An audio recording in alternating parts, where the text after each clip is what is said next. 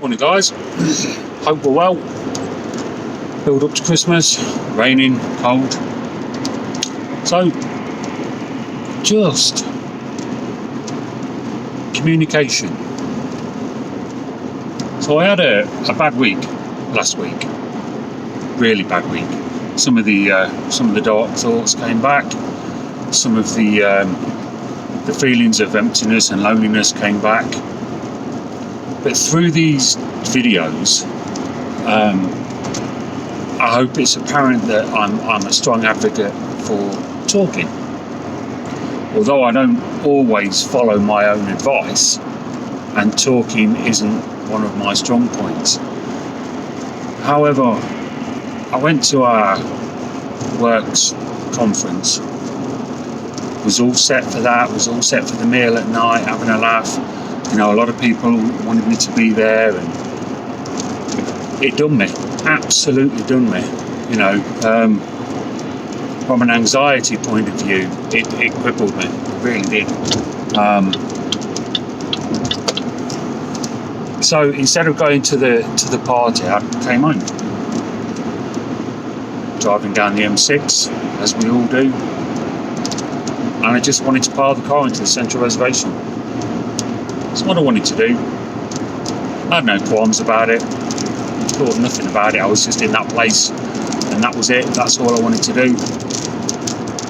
I think, looking back on it, the only reason I didn't was in case I killed somebody else, because that's not fair. That's not fair at all. If you're going to do that, you find somewhere quiet. You find somewhere where you can be at peace with yourself.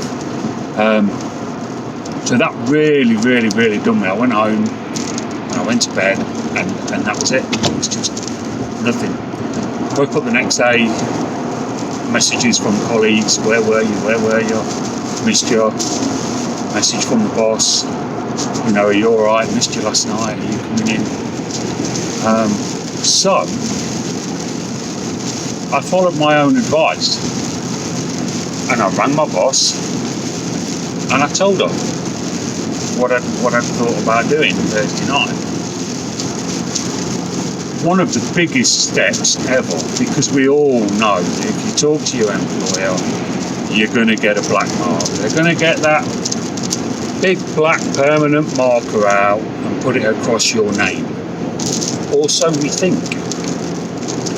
So in the meantime, I'd spoken to my wife, told her how I feel. She was great, as always, absolutely superb. So I got a message off my boss a couple of hours later.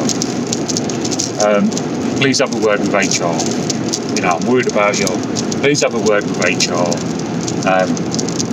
See if there's anything we can do. Instantly, the alarm bells are ringing. Right, that's it. They're going to get rid of me. I've had time off.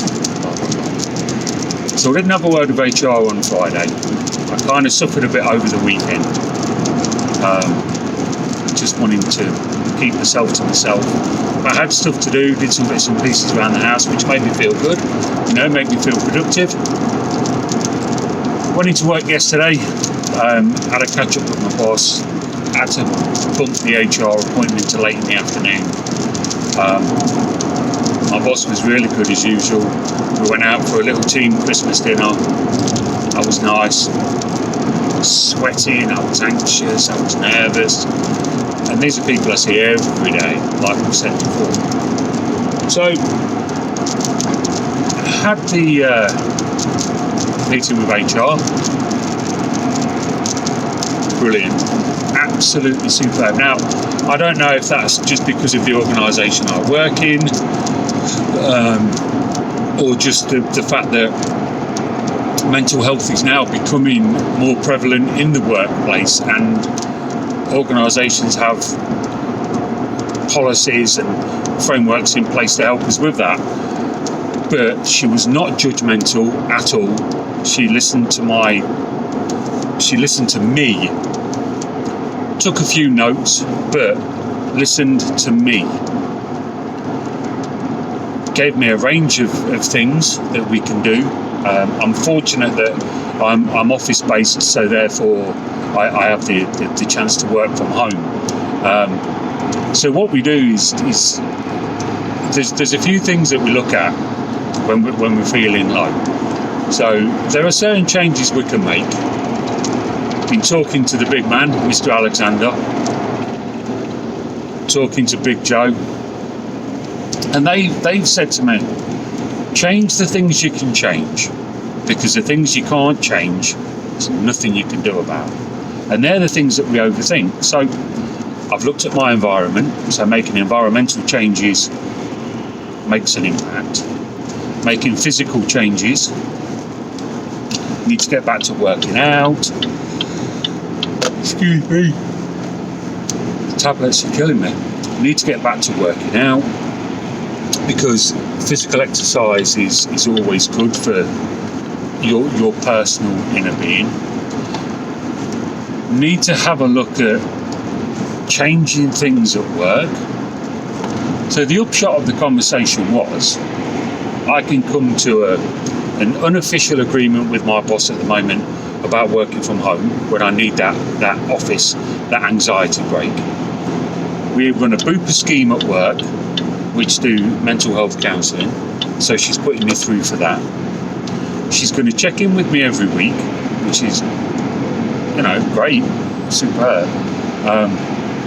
We have 2 HR people at work who deal entirely with inclusion and well-being, so they have a raft of things that can help. We have a well-being checklist. It's an interesting one, this.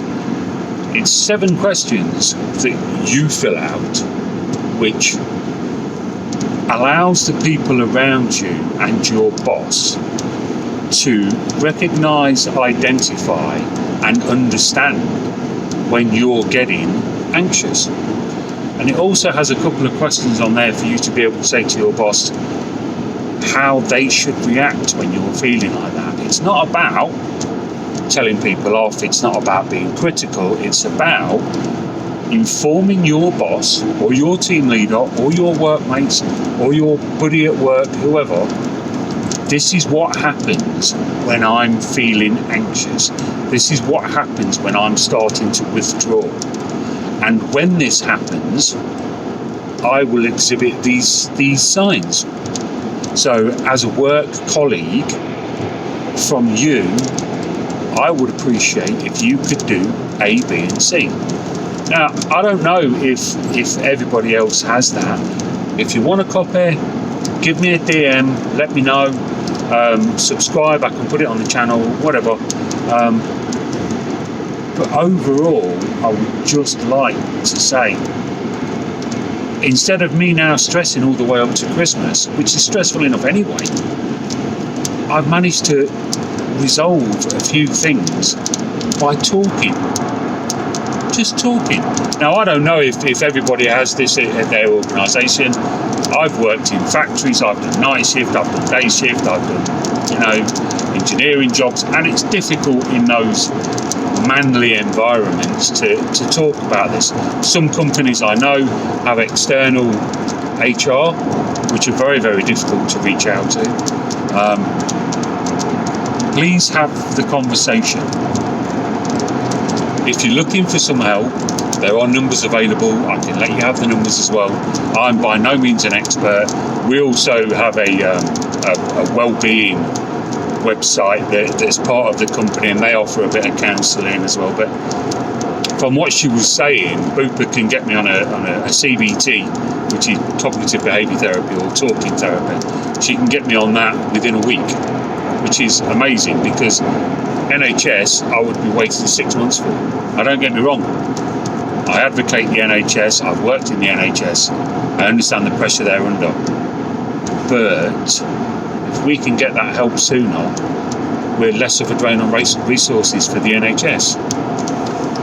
I have a work buddy. He's a great lad. He doesn't appreciate how much help he gives me, but he's a great lad. And he'd been on holiday for a few days off. And I said to him yesterday, how did you get on? Good break. And he'd ran somebody over. Not his fault at all. very, very low speed, but it was an elderly lady, 90 odd, and it hit her at 15 mile an hour coming out of a junction. She'd rolled over the bonnet into the floor. Absolutely nothing wrong with what he was doing, absolutely nothing wrong with what she was doing. It was just an accident. But it had killed him. It had absolutely done him.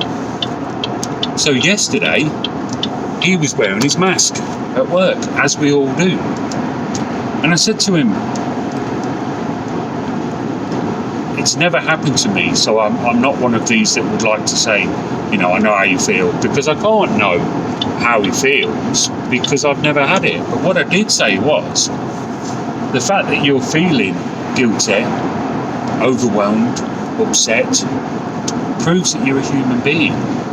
And that's what we need to do, because sometimes we don't feel like we're human beings. Sometimes we feel like we're just machines, and we're expected to go on, and we're expected to do this and expected to do that. But the fact that he quoted that he was wearing his mask and he watches my videos, that meant a lot.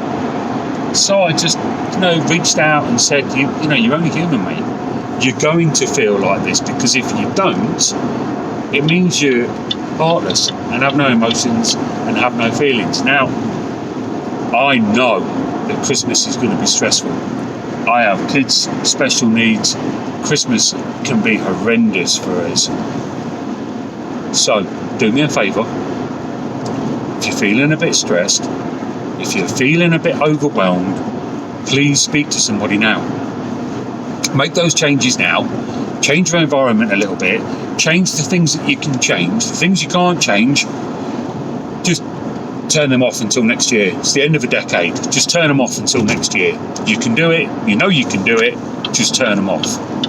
Please enjoy Christmas. Please meet up with family. Please meet up with friends. Do not get yourself into debt out of feeling guilty that it's Christmas. I do that.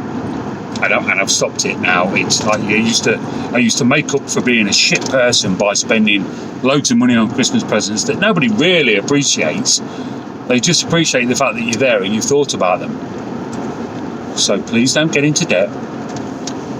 Please enjoy the time you've got with your family or the time you've got with your friends. And let's start working on making some positive changes for next year. I'll still be around. Well, I'll still be around, still be making these videos. Please DM me, please reach out and have a chat if you want. But the message from today is talk, talk, talk. Change the things we can change. Beautiful, guys. Enjoy. Hopefully try and get another video out before Christmas. But if not, have a great time. Please try not to stress. Please try not to worry about being worthless, and spend the time with the people that love you and you love. Take care, guys. Thank you.